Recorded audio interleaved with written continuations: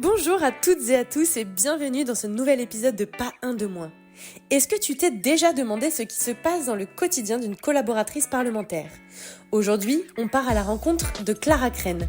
Elle est collaboratrice de Charles Fournier, députée de Tours, mais elle est aussi bien plus que ça. Militante engagée, Clara évolue dans un univers politique où chaque journée est différente de la précédente. Pas de routine, mais beaucoup de responsabilités. Ce qui rend Clara unique, c'est aussi sa générosité, sa joie de vivre et l'énergie qu'elle met dans tout ce qu'elle entreprend. On va parler avec elle de son parcours, de ses convictions, de ce qui l'anime au quotidien et surtout on va explorer la place qu'elle prend et qu'elle défend en tant que femme dans un milieu encore largement masculin. Allez, c'est parti, je t'emmène avec moi au plus près du terrain avec Clara Crène. Bonne écoute. Salut Clara. Salut Charline. Tu vas bien ? Oui, ça va super, et toi ? Bah écoute, super aussi, il fait beau donc ça fait du bien. Je te propose qu'on commence le podcast par un petit jeu. Ok. Le jeu de This or That. Ok. Donc tu vas me dire si tu préfères ça. Ok. Alors, café serré ou thé vert ? Plutôt café. Alors pas trop serré si possible, mais plutôt café quand même. J'ai essayé pendant une période d'arrêter parce que je sais que c'est pas top pour l'environnement, mais avec le rythme de vie difficile. Donc quand même café. Assemblée ou terrain ? Moi, vraiment terrain. Je préfère vraiment mon métier, mon quotidien plus proche du terrain. C'est passionnant ce qui se passe à l'Assemblée, mais pour moi, je me sentirais trop dans une bulle et j'ai besoin d'être au contact des gens, donc vraiment terrain. Discours ou négociation en coulisses ? Plutôt discours. Alors là, je pense pas comme si c'était à moi de donner un discours, mais j'apprécie plus ces contextes-là, les négociations en coulisses. Bon, j'aimerais bien progresser sur ça, mais je trouve encore que c'est des choses difficiles à suivre, à faire. Je me sens pas forcément plus en confiance pour ça. Est-ce que t'es plutôt du travail tôt le matin ou travail tard le soir ? Plutôt tôt le matin. Bon, très tôt, si possible, non. Mais oui, plutôt le matin, plutôt matinal que le soir. Je tendance à être vite crevée. WhatsApp ou mail ? WhatsApp. WhatsApp, finalement, bon, évidemment, ça dépend pourquoi faire, mais je trouve ça plus facile de communiquer du tac au tac avec les personnes, en tout cas là dans mon métier actuellement, que de faire des longs mails. Je suis contente d'avoir laissé ça de mes anciens boulots derrière moi et d'avoir moins ça dans mon quotidien. Débat passionné ou consensus tranquille ? Oh, les débats passionnés. Ouais, bah, je pense que quand même, quand on aime la politique et les métiers de ce milieu-là, c'est qu'on aime s'enflammer pendant des heures sur des débats, même si ça peut être très agaçant, les débats, parfois aussi quand les personnes s'invectivent, que c'est violent. Ça, c'est pas quelque chose que j'apprécie. Mais un débat passionné, ça peut être top. Journée speed ou journée chill, mais efficace ? Euh, bon, c'est un peu un entre-deux, mais j'adore que dans mon métier là actuellement il y ait les deux. Il y ait des journées très speed avec plein de rencontres, des déplacements, beaucoup de, ouais, un peu d'adrénaline, de toutes les choses qui se passent au cours de la journée et des enjeux, que tout se passe hyper bien alors que ça peut être assez complexe. J'aime beaucoup ça et en même temps si c'était ça tous les jours, évidemment que ça serait épuisant et très stressant. Donc je suis contente aussi de temps en temps d'avoir des journées derrière mon ordi à traiter les sujets de manière plus calme mais efficace autant que possible.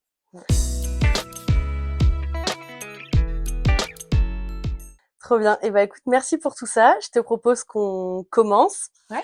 Est-ce que déjà tu peux te présenter en quelques mots et aussi nous dire un peu quel est ton rôle en tant que collaboratrice parlementaire ? Ouais, bien sûr. Eh bien, donc moi je suis Clara Crène, je suis collaboratrice dans l'équipe de Charles Fournier depuis 6 mois à peu près. Je suis arrivée à Tours par la même occasion.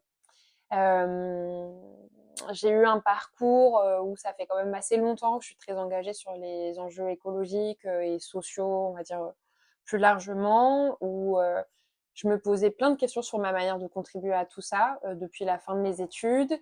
Au début, je me suis plutôt dit que j'allais y contribuer par mon travail en allant vers le domaine des énergies renouvelables. Donc j'ai commencé à bosser, enfin je finis mes études en les réorientant vers ça après Sciences Po à Bordeaux et puis en bossant un petit peu dans ce milieu-là.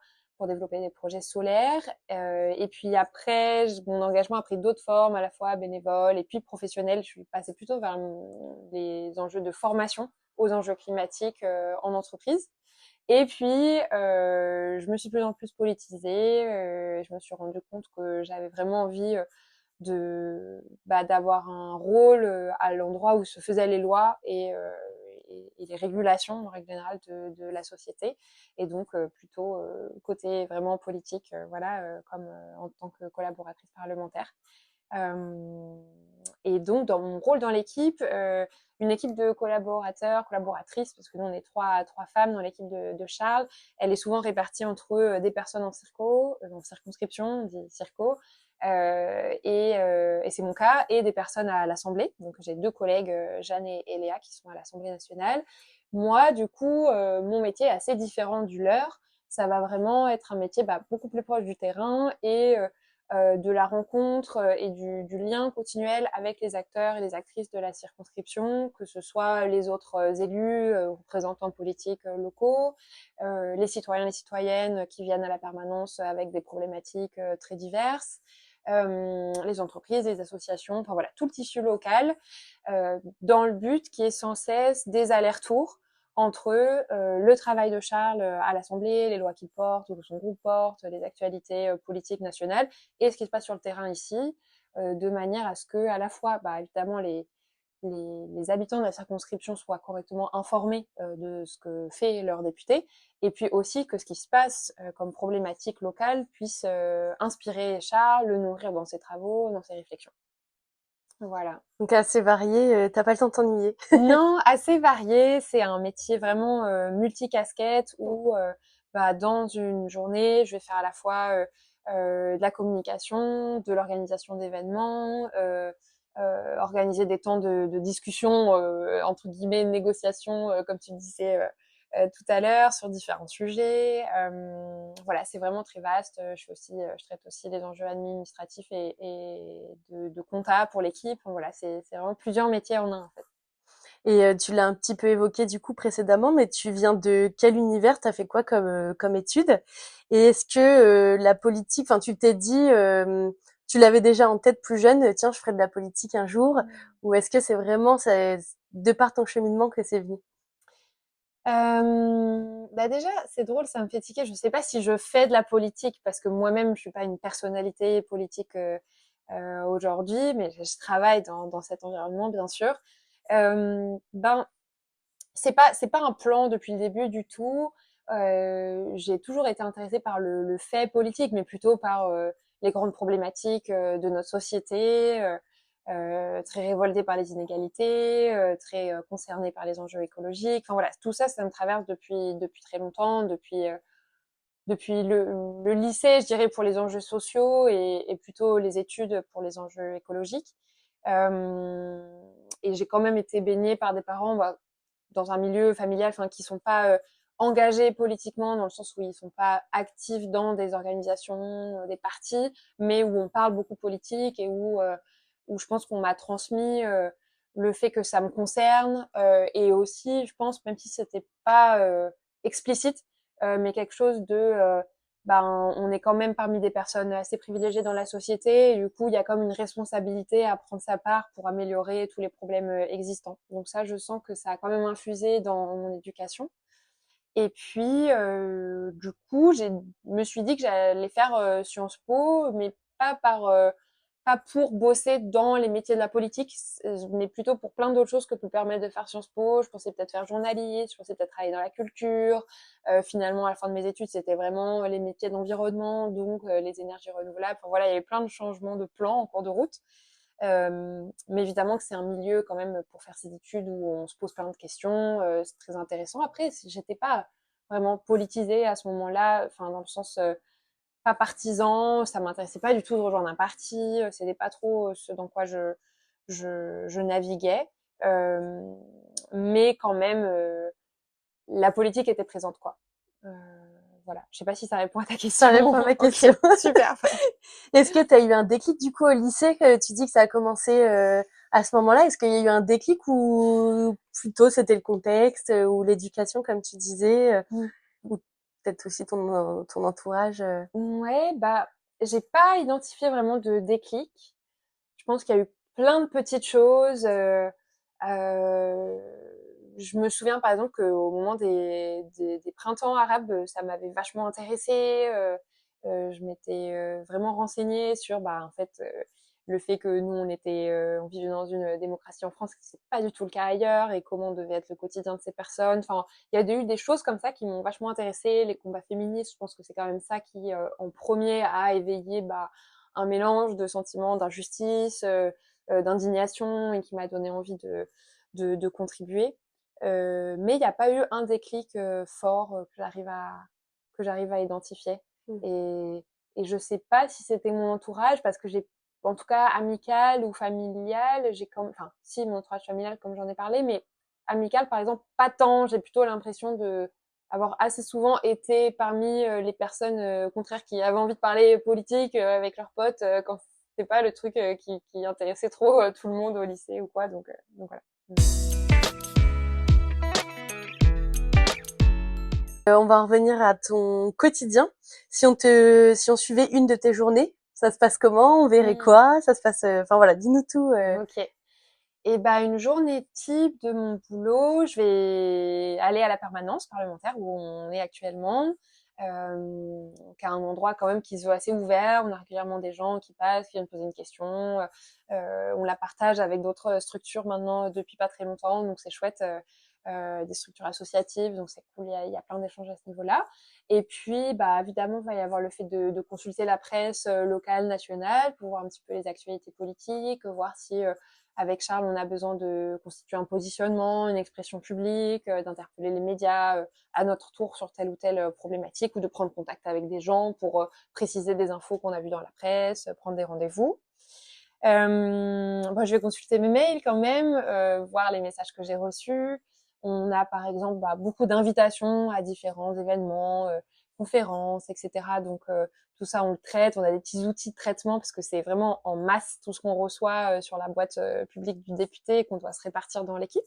Et puis donc des sollicitations de rendez-vous, des sollicitations juste des gens qui veulent l'avis du député sur telle ou telle question. Donc tout ça, on le classe un peu, on essaye de voir les priorités, l'urgence, et puis de faire des suggestions à Charles sur comment on traite ces infos. Et puis lui nous fait les retours au fur et à mesure. Donc probablement dans une journée type, je vais aussi regarder l'agenda de Charles. Ça fait partie quand même du boulot. Vraiment, c'est assez important de s'assurer que dans ces vies hyper chargées de députés, ben ça soit fluide, qu'il puisse passer d'un rendez-vous à un autre de manière fluide, qu'il soit préparé. Donc sur certains rendez-vous, sur des sujets qu'il connaît moins bien, ben, on va lui préparer des notes, des éléments de langage.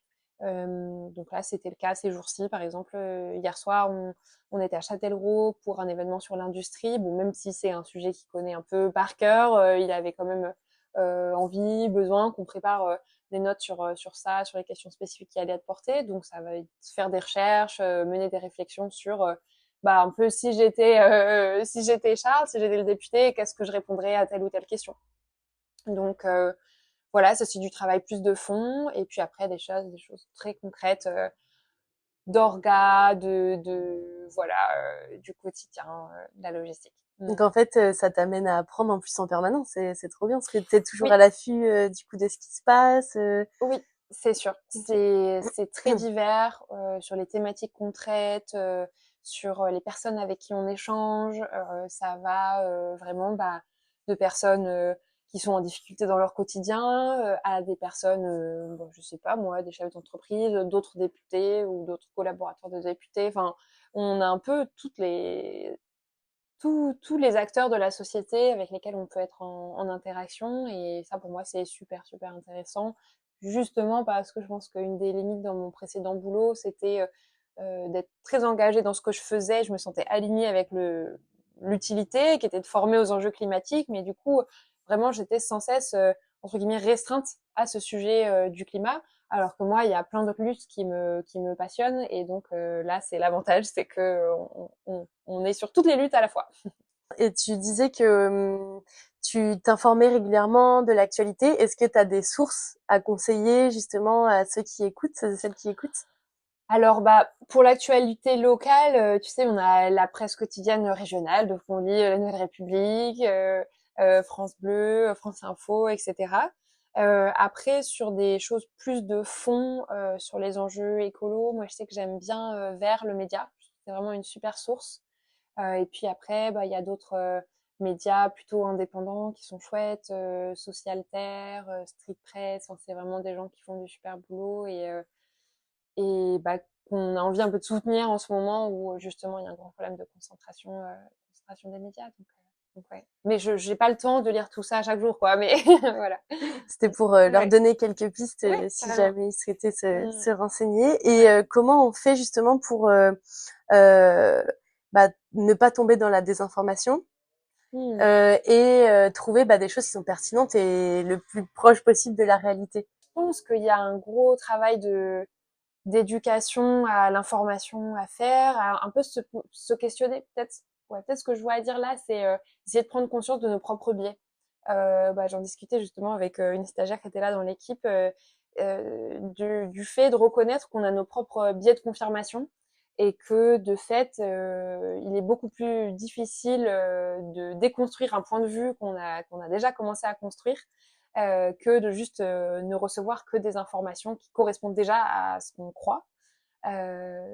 Et ça, c'est amplifié par le fonctionnement des réseaux sociaux aujourd'hui et les algorithmes qui vont ne nous mettre que face à des choses que l'on côtoie déjà, que l'on connaît déjà et renforcer ces biais. Donc, je dirais de temps en temps essayer de lire de l'information qui vient d'autres sources, des sources fiables, hein, des médias sérieux, mais qui nous décalent un petit peu de nos points de vue et ça nous permet un peu de vérifier où on se situe par rapport à ça. Si on suivait ta journée, quel serait ton moment préféré? Est-ce que tu en as un que tu préfères ou vraiment il y a tellement pas de routine que c'est... Enfin voilà, comment tu le vois? Bah, il y a vraiment pas beaucoup de routine. Ok. Euh, Bon, sinon, c'est pas quelque chose qui arrive tous les jours, mais Ou ce que ouais, ce que j'apprécie tu... beaucoup, c'est quand on a des temps de discussion avec l'équipe, Hmm. quand on se réunit avec l'équipe Paris Circo, qu'on discute de comment on va s'organiser sur les différents sujets, que moi je sens qu'on a vraiment une sorte de projet collectif, quoi, qu'on avance. C'est aussi le cas maintenant que il y a eu plusieurs personnes qui ont passé du temps au Circo pour travailler avec moi. En stage, mais des stages assez longs qui permettent quand même de vraiment construire une relation de travail à plusieurs qui est chouette. Et voilà, et ça, quand c'est des temps aussi de discussion avec Charles un peu plus stratégique, c'est des super moments. Mm. Du coup, tu es une femme dans un milieu de politique. Mm. Est-ce qu'il y a un moment où tu t'es dit ça va être plus dur parce que justement je suis une femme et est-ce que tu sens que tu as besoin de plus t'imposer parce que tu es une femme?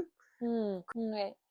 Ben, déjà, peut-être commencer par dire que c'est un monde que je côtoie depuis très peu de temps. Donc, je pense pas avoir vu la totalité des types d'expériences en tant que femme potentiellement victime du sexisme que je pourrais vivre dans ce monde-là là en 6 mois.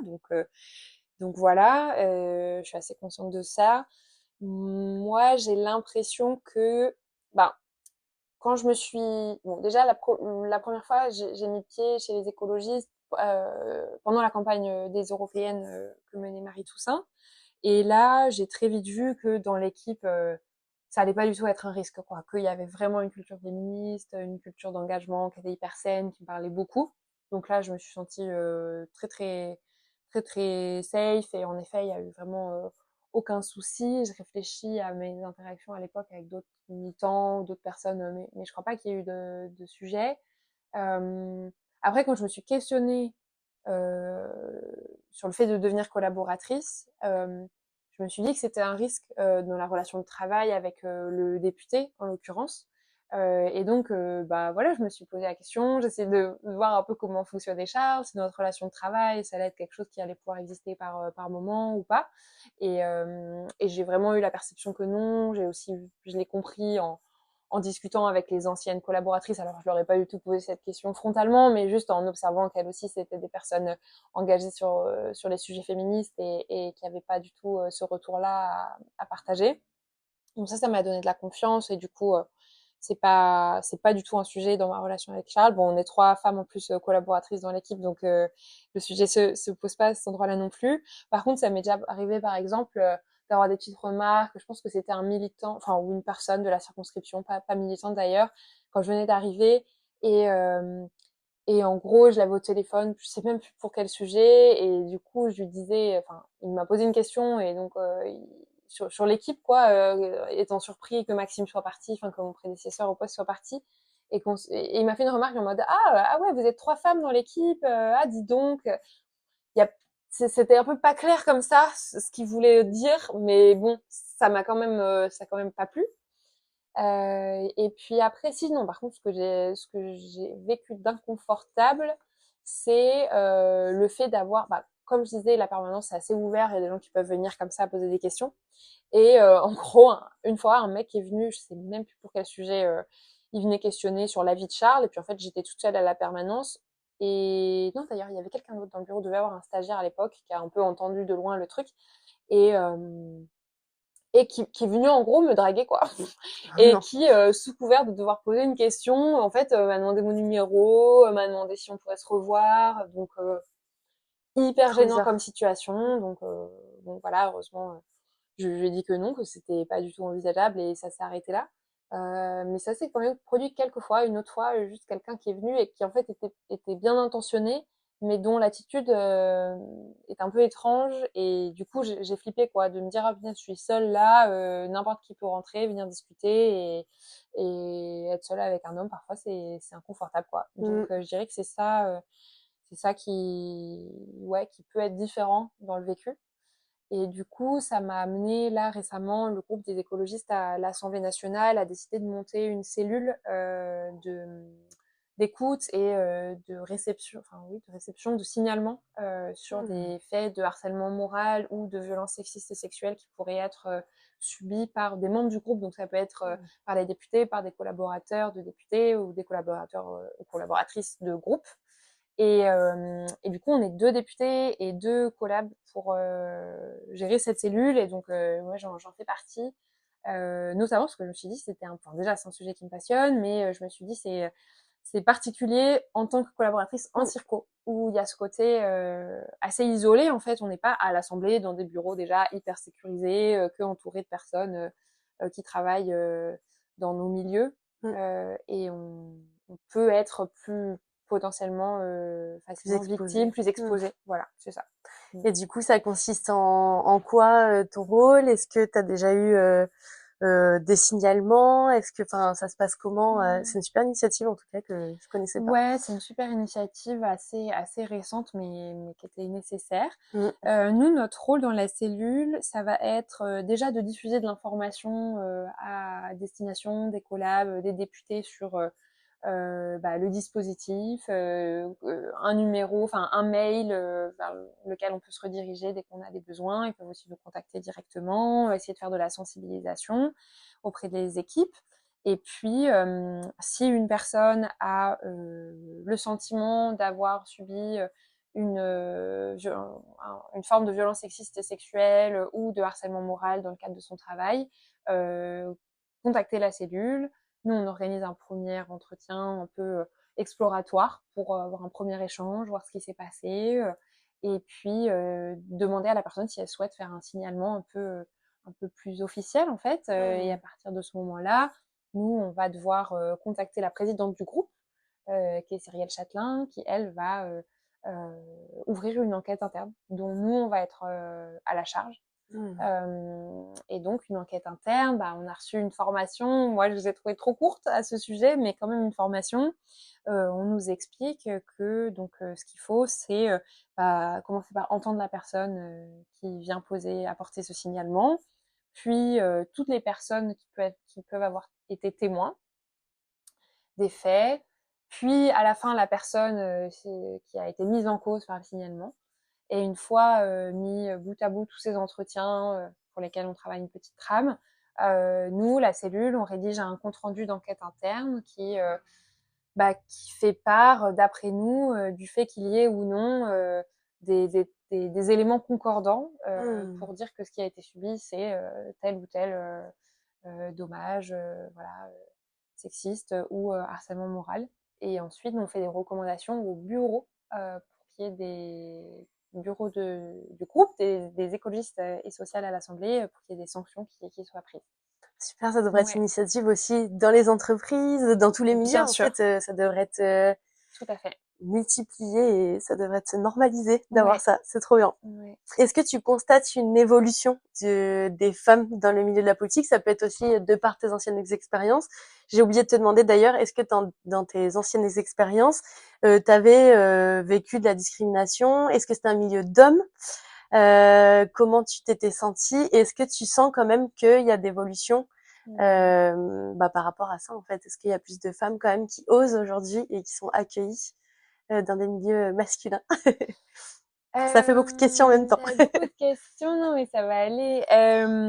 Dans les anciens milieux où j'ai été, c'était plutôt alors pour commencer dans les énergies renouvelables, c'était un milieu d'ingénieurs, donc avec pas mal d'hommes, mais quand même comme c'était les énergies renouvelables, il y avait beaucoup de femmes. Mmh. Et notamment, moi j'ai toujours été managée dans ce milieu-là par des femmes OK. avec qui j'ai eu des chouettes relations de travail et qui avaient bien réussi voilà, à prendre des responsabilités. Donc je pense pas avoir subi de discrimination à ce moment-là du tout. Bon, avec des partenaires commerciaux, enfin voilà, des gens avec qui on bossait, parfois je sentais c'était pas hyper sain, mais pas de fait très marquant, quoi, juste plutôt du domaine de la blague, enfin voilà, Mmh. la culture un peu lourde. Ensuite, dans la formation d'entreprise, non, bah, j'étais là cette fois-ci. En fait, moi, j'étais la première salariée d'une structure où il y avait juste le gérant qui avait monté sa boîte tout seul et qui cherchait quelqu'un pour l'épauler. Donc là, on était deux, un binôme homme-femme, mais ça se passait très bien. Et puis c'était quelqu'un qui était vraiment conscient de ces enjeux-là de Mmh. féminisme et tout. Donc c'était super. Au contraire, qui avait plutôt à cœur de mettre en valeur les femmes en sachant voilà les biais qu'il peut y avoir. Donc non, en vrai, je crois que j'ai été assez épargnée par ça. Euh, non, je pense que j'étais assez épargnée par la discrimination. J'ai de la chance. Je pense que ça se couple aussi à, enfin, c'est peut-être un peu contrebalancé par le fait que j'ai d'autres privilèges, que je sois plutôt de milieu CSP+, que je sois blanche, enfin voilà, Mmh. et de par les milieux plutôt progressistes dans lesquels j'ai toujours essayé de me trouver, de manière à ne pas être confrontée à des gens qui n'avaient pas des valeurs comme les miennes. Je pense que je me suis mise dans de bonnes dispositions en faisant ça. Et puis après, sur l'évolution de la place des femmes, ben moi, de ce que j'ai pu vraiment observer, c'est difficile parce que j'ai changé plein de fois de milieu, donc j'ai pas eu assez de temps pour voir des différences.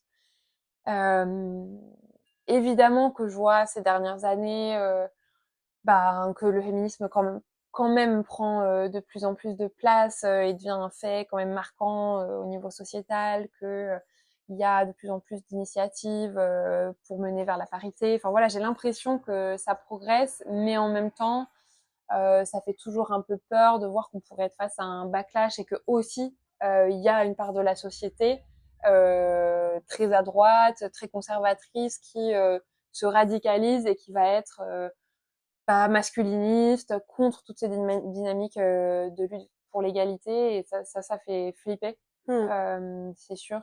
Y compris, ce qui fait flipper, c'est de voir que va y avoir du pink washing entre guillemets. Enfin, je sais pas si c'est le bon terme, Mmh. mais en gros des mouvements de droite qui vont se réapproprier les enjeux féministes. Ça me met hors de moi et c'est assez horrible, quoi. Selon toi, comment on peut faire pour sensibiliser, que ce soit dans le milieu de la politique ou de manière générale, à la lutte féministe? Et est-ce que selon toi, un homme peut se revendiquer féministe? Oui, je pense qu'un homme peut se revendiquer féministe. Je pense que le plus important pour ces hommes-là, c'est de jamais se dire c'est bon, j'ai tout compris, je suis un bon féministe, j'ai plus à travailler sur moi, parce que je pense que c'est tellement des habitus, enfin des éléments culturels qui sont très profondément ancrés en nous et même en nous les femmes. Mmh. qu'on peut tous avoir des parts sexistes, nous, qui ressurgissent à des moments, qu'on peut toujours avoir à apprendre sur comment mieux lutter, comment mieux aider à avancer vers l'égalité. Donc je pense qu'on peut être un homme féministe, mais que à condition de rester dans cette dynamique d'apprentissage, d'écoute des personnes concernées, et que ça soit pas, surtout pas, parce que ça c'est très énervant, une bonne excuse pour en fait se mettre en avant et prendre la lumière, alors que justement être un homme féministe c'est aussi c'est surtout laisser de la place pour les femmes. Donc dans ces conditions-là, oui, mais je pense que du coup ça restera pas mal le panel. C'est clair. C'est assez exigeant, voilà. Mais j'ai la chance d'avoir autour de moi des hommes qui quand même réussissent à bien avancer dans ce chemin-là, donc ça me donne beaucoup d'espoir et c'est super précieux. Et j'ai oublié la question, comment bien sensibiliser? Ouais. Bah, il y a tellement de manières. En fait, moi, j'ai l'impression que depuis que je suis féministe, c'est un nouveau regard sur le monde, Mmh. et que ça se retrouve dans plein de manières. Donc, en fait, ce qui est génial aussi, je trouve, pour les personnes qui se demandent comment sensibiliser, c'est que c'est possible en ayant tout type de caractère, tout type de passion, tout type de compétences. C'est très important et utile de passer par, je pense, par la culture, par ce qu'on transmet par des films, ce qu'on transmet par des documentaires, par la photo, par la chanson. Mmh. Moi, j'ai en tête plein de femmes. Enfin, j'aime beaucoup la musique, et plein de femmes qui ont des paroles de chansons qui sont féministes et qui sont incroyables, et qui par la culture populaire peuvent totalement transmettre des choses fortes. Euh, il y a par le côté plus intellectuel de la chose, lire des bouquins qui vont, parce qu'ils vont être super inspirants, faire des déclics. Moi, j'ai dernièrement beaucoup aimé, bon, ça fait déjà un petit bout de temps, ça doit faire un an, mais j'ai beaucoup aimé lire Futur de Lorraine Bastide, par exemple, qui fait des super podcasts féministes, donc toi, ça doit te parler. C'est aussi une autre manière de transmettre ses luttes. Je pense que aussi, pour être un peu plus dans quelque chose d'accessible pour chacune dans notre quotidien, quand on n'a pas tous ces tous ces outils dans notre tiroir, c'est simplement en parlant de son vécu, en fait, Mmh. hein, en ayant un échange avec les hommes de notre entourage sur les choses que l'on vit en tant que femme, les difficultés qu'ils peuvent ne pas avoir pu observer, sur des petites choses du quotidien. Enfin, moi, je pense vraiment que le quotidien et l'intime sont politiques, donc ça passe par des discussions avec son conjoint, avec son frère, avec son père, avec ses potes, tout ça sans forcément du coup être dans des grands discours et dans quelque chose qui intellectualise beaucoup, parce que ça parle pas à tout le monde, les grands débats Mmh. féministes, de théorie féministe, mais sur le quotidien, ça peut permettre de Mmh. transmettre vraiment énormément, et en expliquant les émotions que ça peut procurer, parfois de sentiments d'injustice ou de difficulté à se faire entendre, c'est super précieux, je pense. Ça, je l'ai beaucoup remarqué sur l'insécurité, le Ah oui. décalage entre mes amis garçons et mes copines filles, enfin mes amies filles. Je me dis, Ouais. en fait, on est dans un décalage qui est monstrueux, où des fois, ils en ont même pas conscience, en fait, qu'il y a des situations pour nous qui vont être hyper effrayantes et qui sont absolument banales pour eux, quoi. Donc, Mmh. il y a un énorme décallage encore, je trouve, Ouais, là-dessus. ouais, Dans notre génération, je parle même pas ouais, parents, grands-parents, là, il y a ouais, aucune conscience de ouais. ça. Mais c'est... Et je rajouterais même un autre vecteur, je trouve, de sensibilisation que je trouve génial, qui est par l'humour. Ouais, Et il y a vraiment des humoristes ouais. incroyables qui permettent de faire passer des messages et d'avoir des déclics, tout simplement, de se rendre Mmh. compte de situations, de se dire waouh, mais en fait c'est tellement absurde qu'on fasse les choses comme ça, c'est tellement incroyablement drôle, mais anormal qu'on se conduise comme ça aujourd'hui. Donc là, je pense il y a Swan Périssé qui est extra.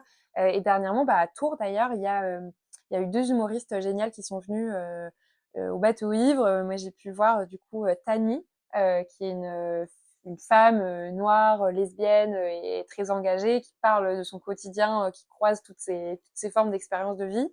Et puis aussi Lou Trottignon, qui est une Mmh. personne trans, a un humour décapant et je trouve hyper pédagogue. Donc voilà, moi je recommanderais ça pour s'ouvrir sur tous ces sujets féministes sans dramatiser aussi, quoi. Mmh. Enfin voilà, en étant capable d'autodérision, de se dire oui, en fait, ok, j'avais dit ce truc sexiste ou j'avais fait ce truc sexiste, on peut en rire et en même temps progresser ensemble, quoi. Je me demandais, c'est un peu mes interrogations du moment, mais est-ce que du coup, quand on est engagé, parce que j'ai la sensation qu'il y a des personnes qui sont engagées, qui se disent de gauche, mais qui choisissent un peu leur lutte. Est-ce que du coup, toi, c'est quelque chose que tu constates aussi, ou est-ce que c'est des cas isolés que j'ai rencontrés comme ça, mais comment tu le vois, toi qui es à l'intérieur un peu, comment tu le perçois? Bah oui, oui, je pense qu'il y a plein d'incohérences parfois. Bon, il y a une part de j'aurais tendance à dire, pour commencer, que on peut pas être partout et qu'il y a aussi une part d'indulgence à avoir envers nous-mêmes sur tout simplement reconnaître que on peut pas être des experts de toutes les luttes et que parfois c'est très difficile à vivre quand on est militant, ce sentiment de pureté militant, de devoir toujours être sur tous les fronts.